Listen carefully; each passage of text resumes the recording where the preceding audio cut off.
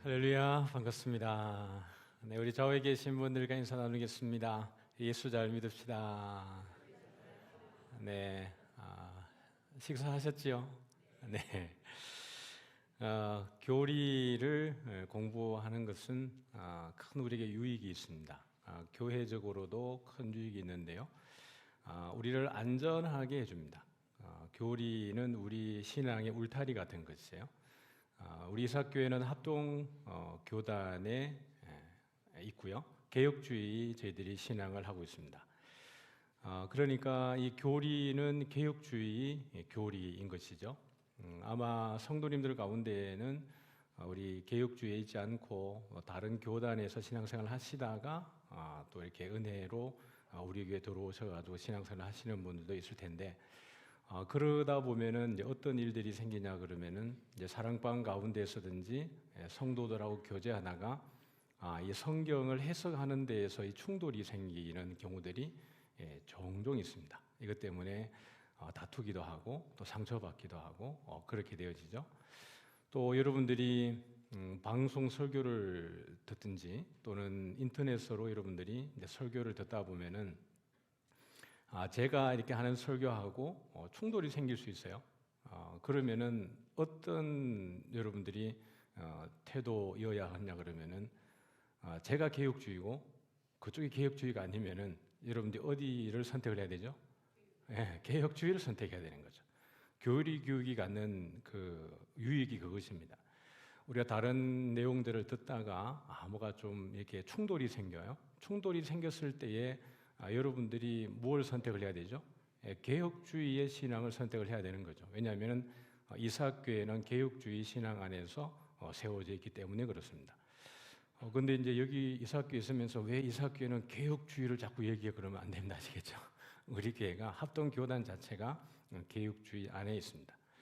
그래서 이 교리를 우리가 공부하는 것은 성경을 체계적으로 배우는 것이기도 하지만은 여러분을 이단에게서 또 유사복음에게서 여러분들을 지켜주는 아주 안전한 울타리 같은 것이 교리인 것입니다. 그래서 여러분들이 이 시간들을 유익하게 잘 보냈으면 좋겠습니다. 오늘 이제 우리가 함께 볼 시간은 7번째 질문이거든요. 질문을 한번 읽어볼까요? 하나님의 작정이 무엇입니까? 지난주에는 하나님의 신격에는 몇 위가 있습니까? 얘기해서 삼위일체에 대한 이야기를 했습니다. 아마 교리를 가르치는 입장에서 또 교리를 배우는 입장에서도 제일 힘든 것이 삼위일체가 아닐까 싶어요. 근데 지난주에 여러분들 삼위일체 여러분 제가 생각했던 것만큼 잘 따라오셨고 잘 이해하셨기 때문에 여러분들이 그 부분은 계속해서 여러분들 보시면 좋을 것 같고, 교리는 우리 머릿속에 집어넣는 것이 아니고 우리 입으로 나올 수 있어야 됩니다. 여러분이 배운 것을 다른 사람들에게 가르칠 수 있어야 돼요. 그러니까 특별히 삼일체 같은 경우에는 여러분들이 잘 익혀두면은 여러모로 신앙생활에 큰 유익이 있으니까요. 지난주 했던 부분들은 여러분들이 잘 익혀두면 좋을 것 같아요.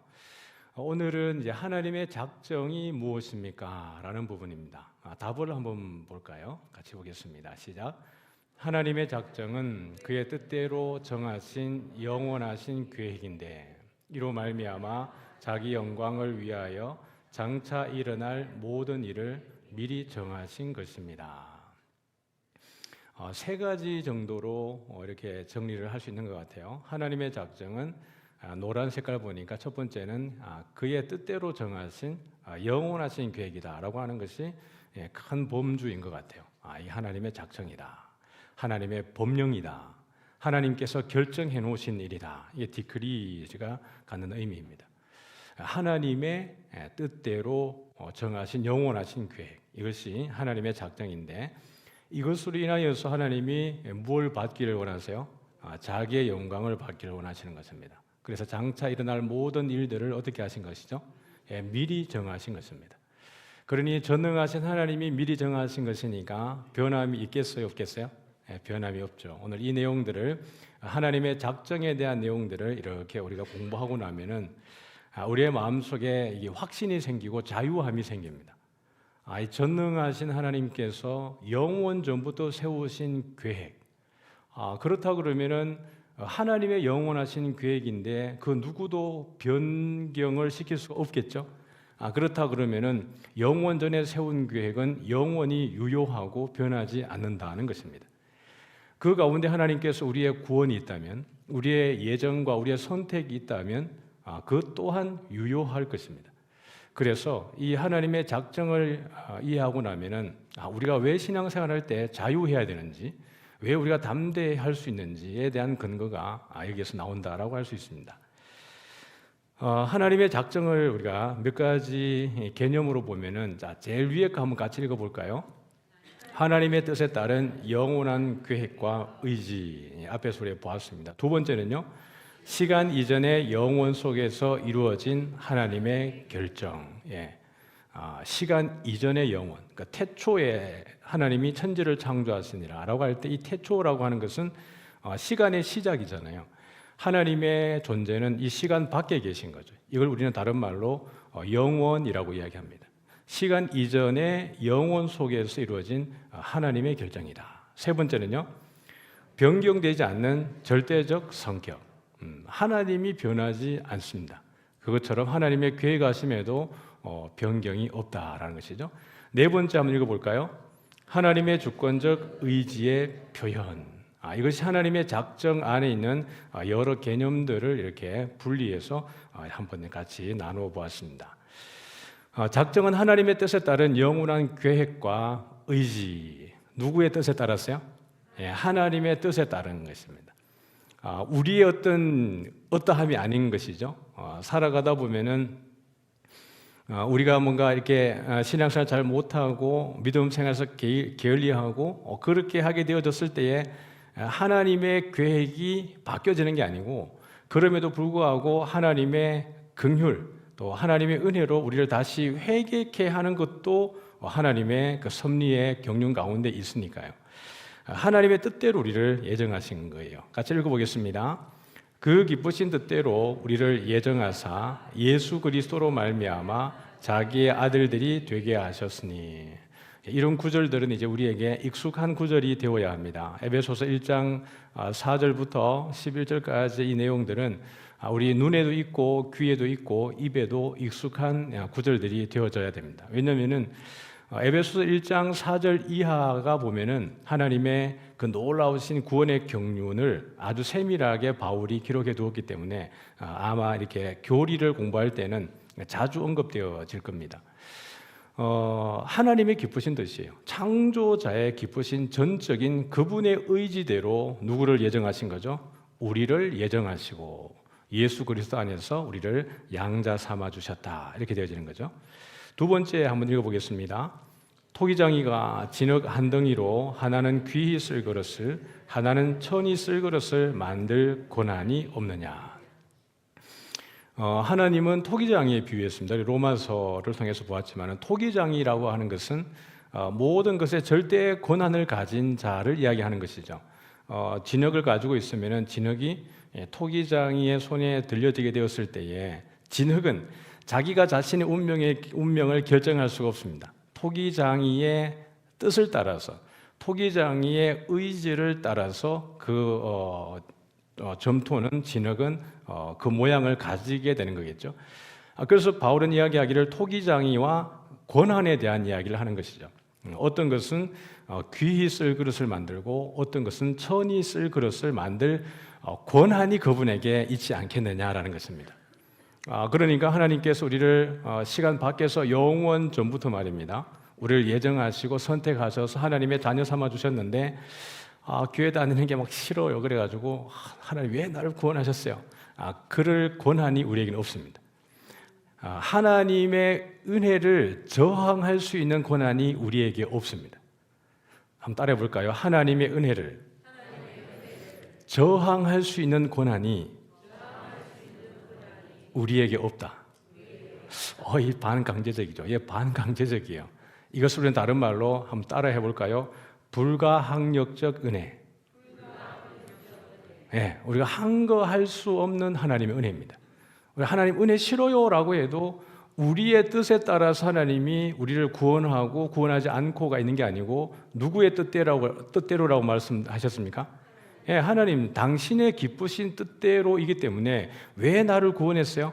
예, 그건 하나님만이 아시는 것입니다. 하나님이 기쁘신 뜻을 따라서 여러분 한 분 한 분을 자녀 삼아 주셨기 때문에 나는 교회 다니기 싫어요 라고 한다 그래서 안 되는 게 아니고 여러분이 아마 그렇게 안 될 겁니다. 교회를 이렇게 안 다니겠다고 작심해 보면은 교회 밖을 벗어났는데 마음이 편안한 사람은 애초에 하나님이 아니었을 확률이 아주 높습니다. 하나님의 자녀가 아니었을 확률이 되게 높아요. 근데 교회를 예배를 자꾸 빠져보고 믿음 생활을 자꾸 멀리 해보는데 마음에 자꾸 하나님께서 불편한 마음을 주시면은 빨리 돌아오셔야 됩니다. 그럼에도 불구하고 안 돌아오면은 작살납니다. 네. 모든 걸 다 잃고 돌아와야 되는 수가 있습니다. 그때에는 하나님의 사인을 빨리 받아들이고 하나님이 나를 부르시는구나라고 깨달으셔야 됩니다. 그래서 하나님이 우리를 부르시는 것은 우리 입장에서 보면은 불가항력적인 은혜다. 하나님의 입장에서 보면은 무조건적인 은혜입니다. 아무런 조건 없이 그냥 우리에게 무조건 주시는 그 은혜를 가지고 있는 것이죠. 그것이 하나님의 권한이고 하나님의 작정의 영역에 있는 것입니다. 우리 같이 한번 읽어보죠. 에베소 이게 아니고 사도행전인데요. 사도행전 2장인데 제가 이거 잘못 적었네요. 같이 27절과 28절 한번 읽어보겠습니다. 시작. 과연 헤롯과 본디오 빌라도는 이방인과 이스라엘 백성과 합세하여 하나님께서 기름 부으신 거룩한 종 예수를 거슬러 하나님의 권능과 뜻대로 이루려고 예정하신 그것을 행하려고 이 성에 모였나이다. 여기 보면은 우리가 조금 눈여겨볼 것이 헤롯과 본디오 빌라도가 예수님을 십자가에 못 박게 하기 위해서 이 성에 모였다, 예루살렘에 모였다라고 이야기했는데 그것이 누구의 뜻이라 그랬죠? 하나님의 권능과 뜻대로 이루려고 예정하신 그것을 행하려고 이 성에 모였다 이렇게 얘기하고 있습니다. 우리가 가룟 유다 보면은 12제자이지만 그 가운데 한 명이 예수님을 팔자인 것을 예수님이 미리 알고 계셨죠. 그럼에도 불구하고 그 가운데에 있었습니다.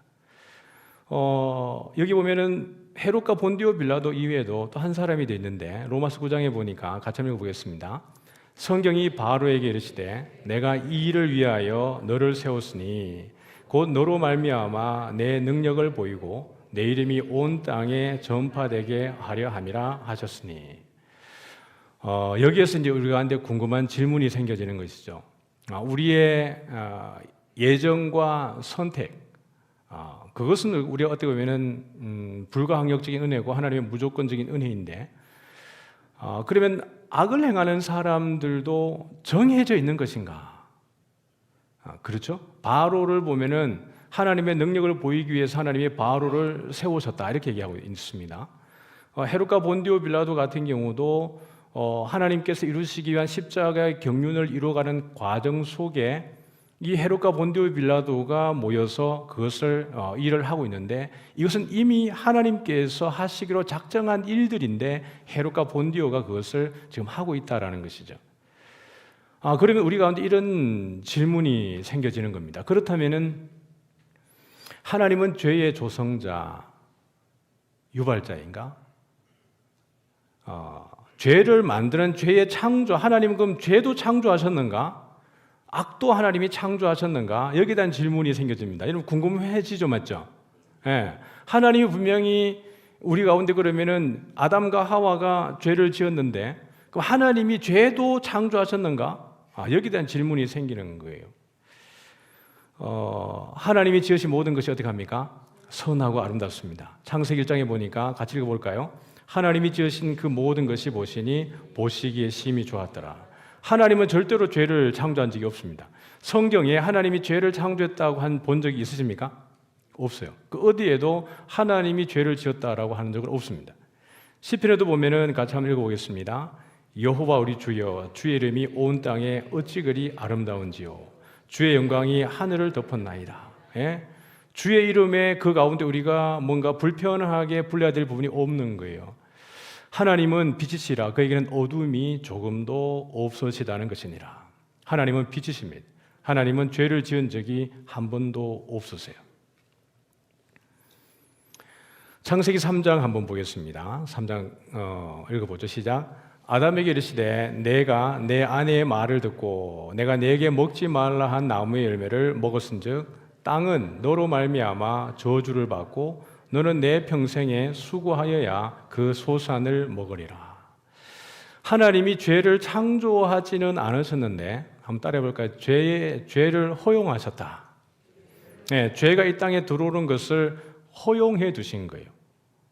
이것은 조금 이해하기 힘들죠. 왜 하나님이 죄를 이 땅에 들어오도록 허용해 두시는 것일까?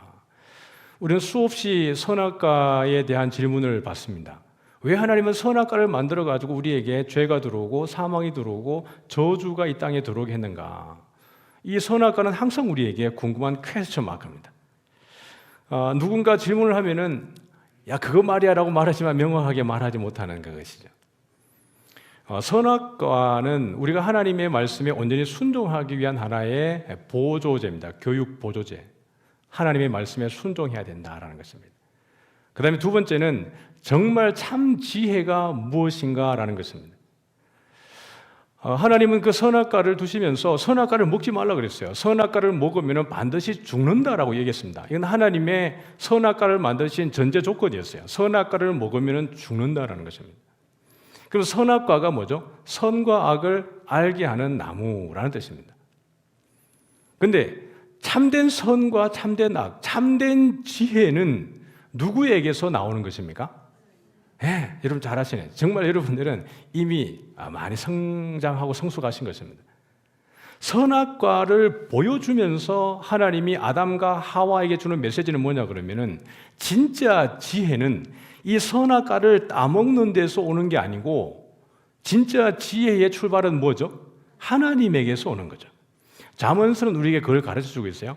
여호와를 경외하는 것이 뭐라 그랬어요? 예, 지혜의 근본이라 그랬어요. 여호와를 경외하는 것이 지혜의 근본이다.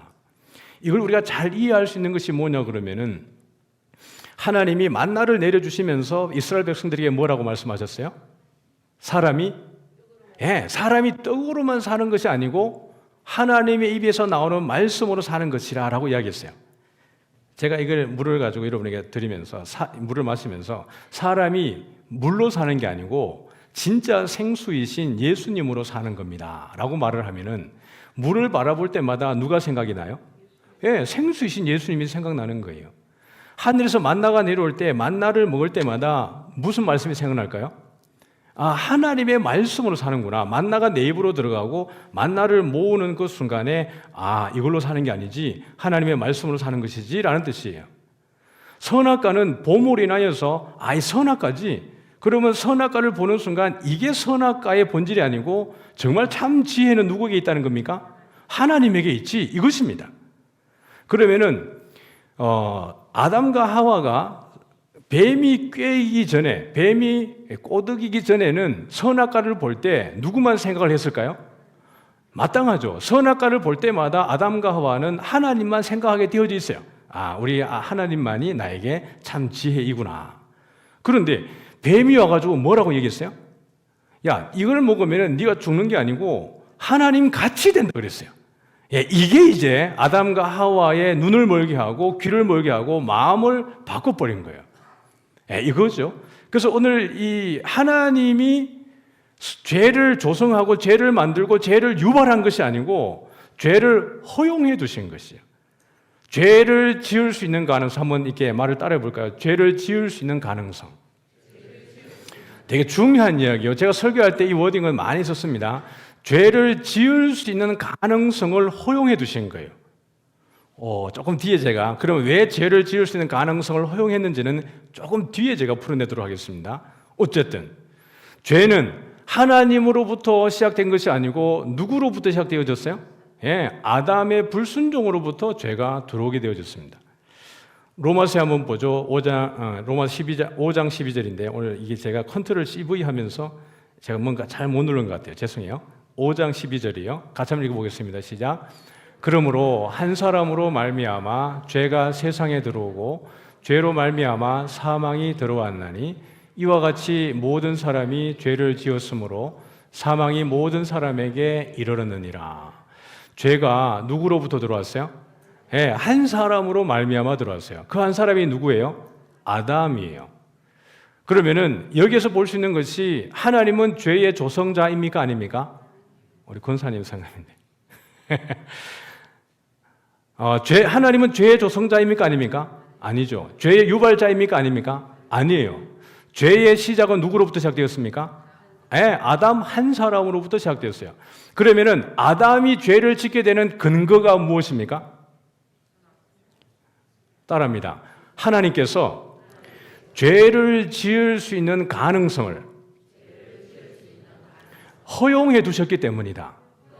이건 되게 중요한 거예요. 여러분들이 혹시나 이 말이 생각이 안 나거든, 다음 이 영상을 또 한번 들으시기 바랍니다. 우리에게 이 교리적인 진술들은 자꾸 마음에만 있는 게 아니고 입으로 나올 수 있어야 돼요. 그래 여러분들이 다른 사람에게 쉽게 가르칠 수 있어요. 제가 이게 퍼즐 이렇게 푸는데 집사람이 어제 이렇게 퍼즐 풀어보라 그래가지고 제가 이렇게 풀었어요. 숫자 이렇게 하는 거 있잖아요. 뭐 수도구 비슷한 건데, 그래서 제가 이제 잘 풀었어요. 풀고 있는데 옆에서 막 깔깔깔 웃는 거예요.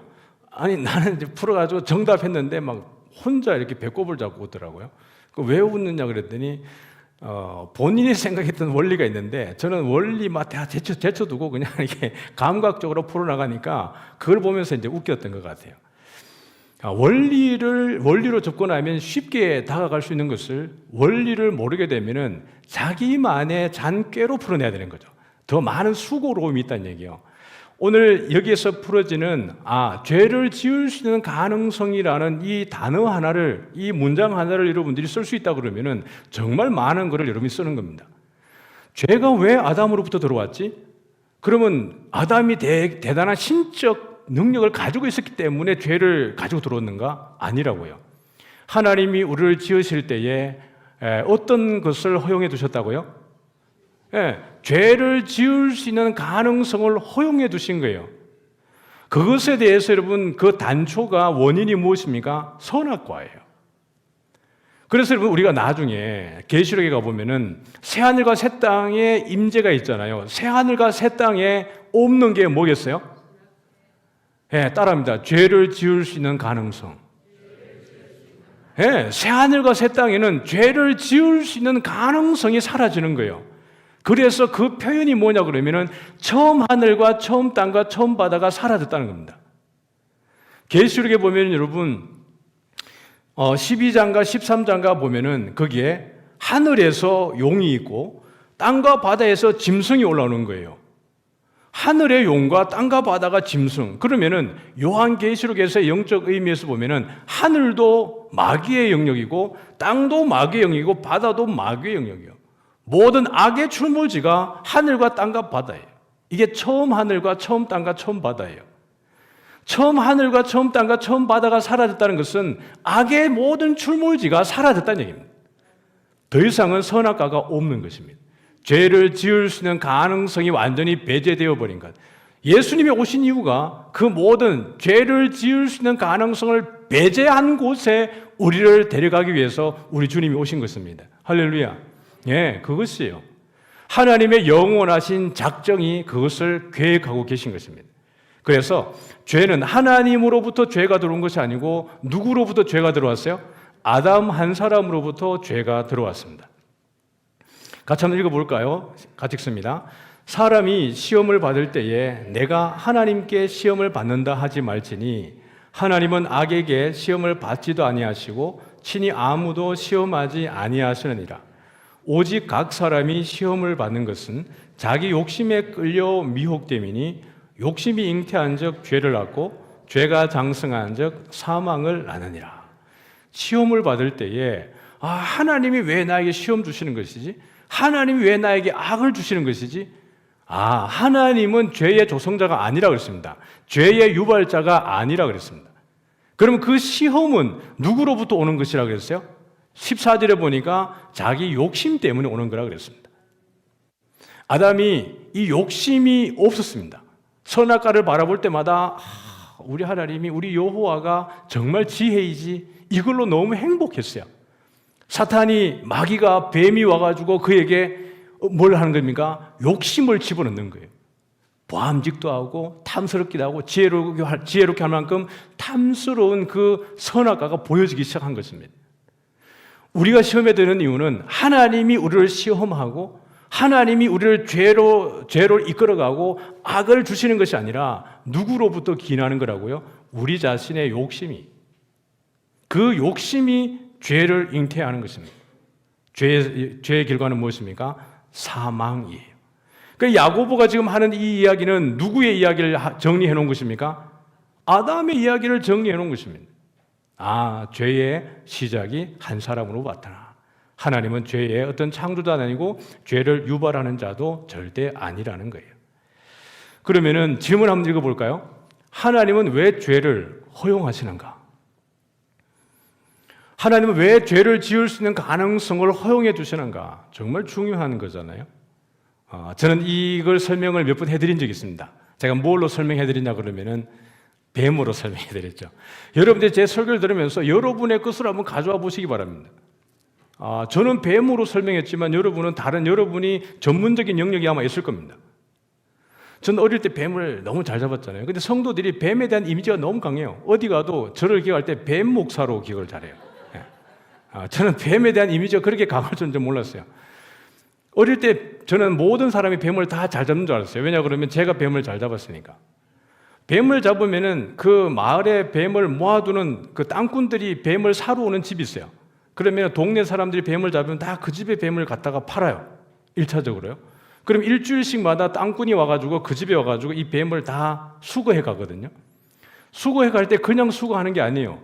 이 집에 뱀을 모을 때는 뭐 비싼 살모사부터 꽃뱀, 화사, 싼 뱀, 또 어떤 사람은 그냥 그 독도 없는 뱀을 갖다 주는데 독이 없는 뱀을 갖다 주면 버려버려요. 그건 값이 안 되니까. 그러면 이 그 망태기 안에는 여러 뱀이 있고 뱀의 크기 사이즈가 다르잖아요. 그러면 땅꾼이 통째로 가져가는 게 아니라 어떻게 하죠? 선별 작업을 해야 될 거 아니에요. 그럼 마당에다가 뱀을 어떻게 합니까? 다 풀어버려. 그러면 저는 신나죠. 왜냐 그러면은 그 많은 뱀들이 마당에서 이렇게 오글오글하니까. 이게 죄의 허용의 이유입니다. 왜 죄를 허용해 주시냐 그러면 왜 뱀을 거기에 풀어버리냐 그러면은 땅꾼도 그렇고 저도 그렇고 뱀을 어떻게 할 수 있으니까요? 뱀을 다 통제할 수 있으니까요. 그게 어떤 뱀이든지 얼마만큼의 뱀이든지 제가 잡을 수 있고 분리할 수 있고 넣을 수 있으니까요. 그러니까 풀어놓는 거예요. 근데 다른 여러분 지금 반응 보면은 저 더럽고 무식한 이렇게 막 놀란단 말이에요. 우리 입장에서 보면은 왜 하나님은 잔인하게 죄를 허용해 주시는 거야? 왜 하나님은 악이라는 걸 허용해 주시는 것이지? 하나님은 이런 분이기 때문에 그렇습니다. 제일 위에 한번 볼까요? 하나님은 만물의 창조자이시고 주관자이고 통치자이십니다.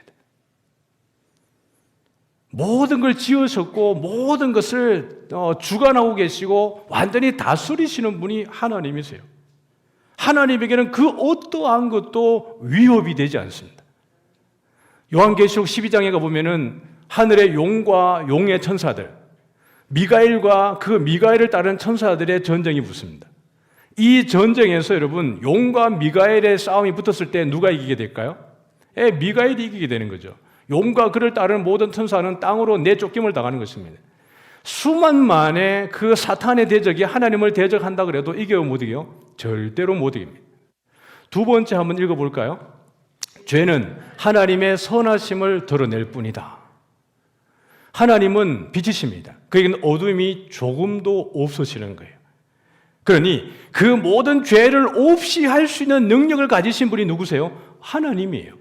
지난 주일날 우리는 그것을 본 것입니다.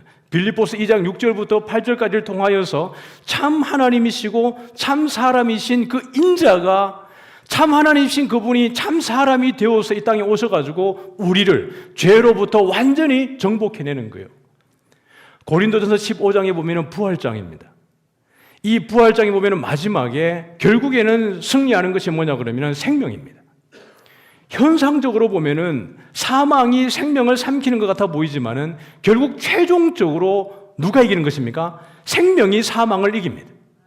그래서 우리에게 영원한 생명이 있는 이유가 그것입니다.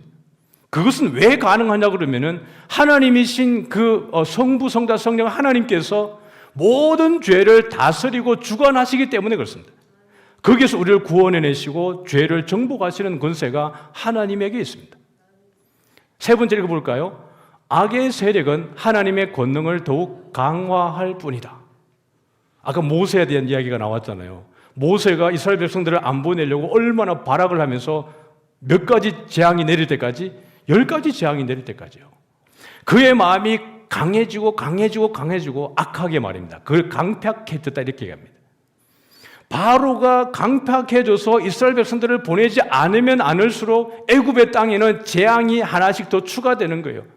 재앙이 하나씩 추가될 때 누구의 능력만이 더 드러날 뿐입니까? 여호와의 권능만이 드러날 뿐입니다. 악이 강해질수록 하나님의 권세가 더 강해지는 거예요. 그래서 죄도 악도 하나님에게는 무엇일 뿐입니까? 하나님에게는 뭐다? 선일 뿐입니다. 이해되세요? 다음 따라합니다. 죄도 악도 하나님에게는 선일 뿐이다. 무슨 말인지 아시겠죠? 그 아무리 죄가 그 힘을 가져도 악이 득세해도 하나님의 선하신 능력만 더 드러나는 거예요. 우와, 더 대단하다 이거예요. 만약에 그냥 여러분에게 예를 들어 볼게요. 누가 여러분을 너무 막 괴롭혀요. 사방팔방 다 여러분을 막 찔러요. 누가 봐도 그냥 그게 보여요. 그런데 여러분 가운데 한 사람이 와, 어떤 것도 다 견뎌내면서 정말 조연하게 예수님처럼. 그러면은 그 한 사람에게 괴롭히는 그 모든 괴로움에 비례해가지고 이 사람이 어떻게 합니까? 더 대단해 보이는 거예요. 와, 저 사람은 정말 하나님의 사람이구나. 더 놀랍게 여겨지는 것처럼 하나님의 선하심만이 더 드러날 뿐입니다. 네 번째 읽어볼까요? 죄와 악은 최종적으로 영원한 심판을 통해서 멸해질 것이다. 이게 영원히 함께 가는 게 아니에요. 악은, 죄는 어느 타이밍에 되면 우리 주님 다시 오실 때가 되면은 이 모든 것이 유황불못에 던져져서 멸함을 당할 때가 있습니다. 모든 사단의 권세가. 그러하기 때문에 하나님은 죄를 지을 수 있는 가능성을 허용해 두시는 것이에요. 뱀을 무수하는 사람 입장에서 보면 저게 미친 짓 같아 보이는 거지만은 땅꾼의 입장에서 보면은 필연적으로 필요한 과정이에요. 왜요? 분리해내야 되니까요. 우리 입장에서 보면은 이 죄는 악은 너무 불편해 보이지만 하나님에게는 하나도 불편하지 않습니다. 아마 여러분 가운데도 죄 가운데에서 여러분이 하나님의 은혜로 이겨내고 주님이 나를 건져내셨구나라고 할 때 이것을 경험하게 되어질 때 여러분조차도 누구만 더 예배하게 될 것입니까? 하나님을 더 예배할 것입니다. 하나님을 찬송하고 하나님께 영광을 올려드릴 것입니다. 자, 그래서 첫 번째가 지나고 두 번째입니다. 같이 읽어볼까요? 작정은 영혼 속에서 이루어진 하나님의 결정입니다. 같이 읽어볼게요. 곧 창세 전에 그리스도 안에서 우리를 택하사 우리로 사랑 안에서 그 앞에 거룩하고 흠이 없게 하시려고. 한 구절 더 읽어볼게요. 요한복음 17장 5절입니다. 시작. 아버지여, 창세 전에 내가 아버지와 함께 가졌던 영화로서 지금도 아버지와 함께 나를 영화롭게 하옵소서. 놀라운 구절이죠. 주일날 우리가 보았지만은 인자의 하나님이심이 바로 여기도 보여지는 거죠. 아버지요, 창세 전에 내가 아버지와 함께 가졌던 영화. 창세 전이라는 것은 아버지와 아들이 영원부터 있었다라는 것입니다. 그때부터 우리를 향하신 모든 예정과 선택과 하나님의 모든 경륜이 그 가운데에서 작정되어졌다는 것을 볼 수 있어요. 지금도 그 작정이 이루어지고 있는데 이것을 우리는 하나님의 경륜이라고 얘기합니다. 한번 따라해 볼까요? 하나님의 경륜. 경륜이라는 단어가 좀 어려우면은 이렇게 바꿔도 괜찮을 것 같아요. 따라해보자. 하나님의 경영. 하나님의 작정하시는 것은 영원 전에 이루어진 일이지만 하나님의 경륜은 그때로부터 지금까지 계속해서 지속적으로 우리 가운데에 역사하고 있는 하나님의 일하심이라고 볼 수 있습니다. 세 번째 한번 같이 볼까요? 시작. 작정은 하나님이 변하지 않는 것처럼 변경되지 않는 절대적 성격이다. 하나님이 변하지 않으시잖아요. 하나님의 비공유적 속성, 불변성이잖아요. 영원성.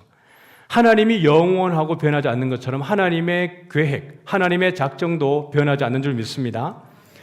같이 한번 읽어볼게요. 시작. 하나님의 말씀과 계획은 변하지 않는다. 그 다음에는요, 하나님의 계획은 반드시 이루어진다. 우리를 자녀 삼으신 그 하나님의 은혜. 그래서 이 어떠한 것도 사망이나 위협이나 어떤 기근이나 칼이나 어떤 것도 우리를 그리스도 예수의 사랑에서 끊을 수 없는 이유, 그것은 이미 영원 전부터 시간 밖에 있을 때부터 하나님의 변하지 않는 작정으로 인하여서 우리가 그 구원을 받는 줄 믿습니다. 그러니 여러분 담대하셔야 되는 거예요.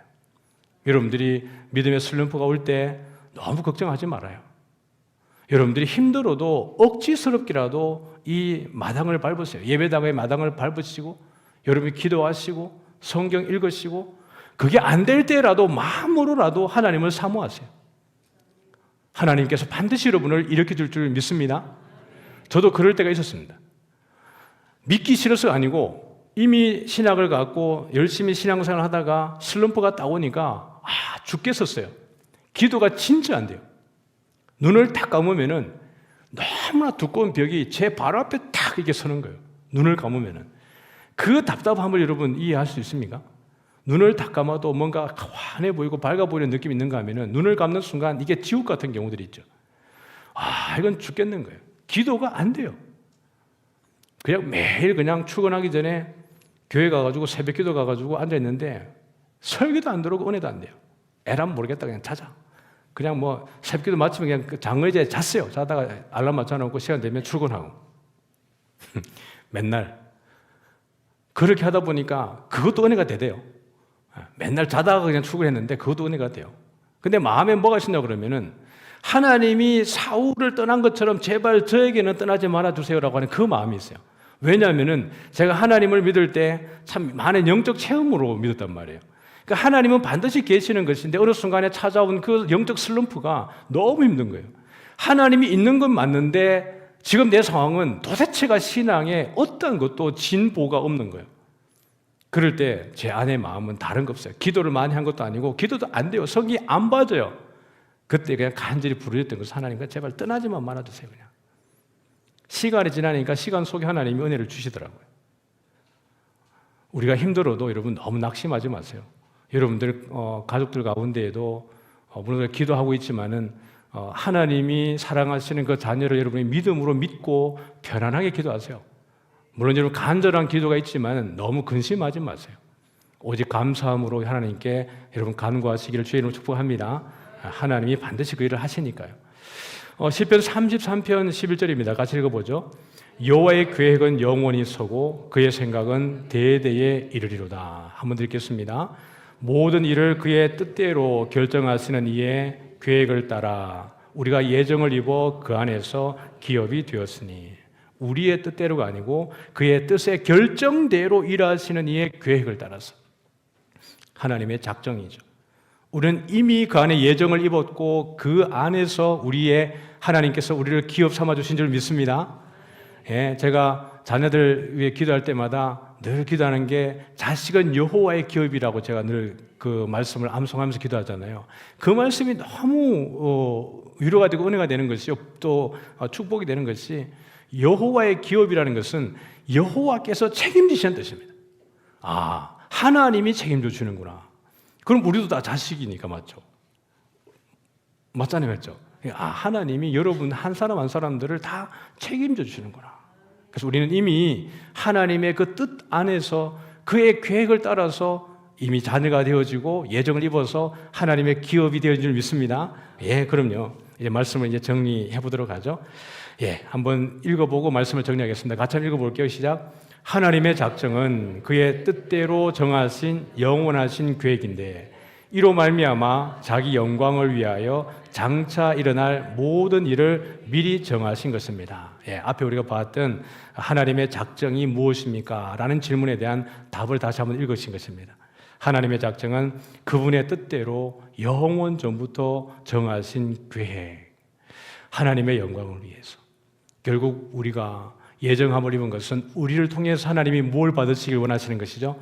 찬송 받으시고 예배 받으시기 원하시는 줄 믿습니다. 그러니까 여러분 우리 찬양팀 나올까요?